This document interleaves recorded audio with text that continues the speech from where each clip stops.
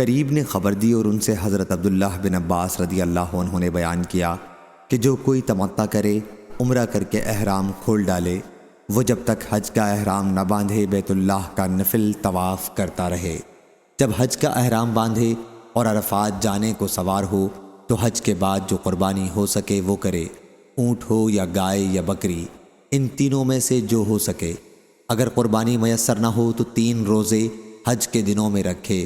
عرفہ کے دن سے پہلے اگر آخری روزہ عرفہ کے دن آ جائے تب بھی کوئی قباحت نہیں۔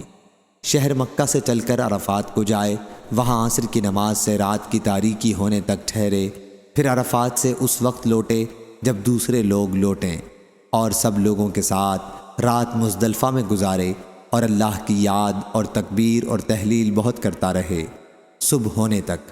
صبح کو لوگوں کے ساتھ مزدلفہ سے منی لوٹے، جیسے اللہ نے فرمایا ثم افیضوا من حیث افاض الناس الآیت، یعنی کنکریاں مارنے تک اسی طرح اللہ کو یاد اور تکبیر و تحلیل کرتے رہو۔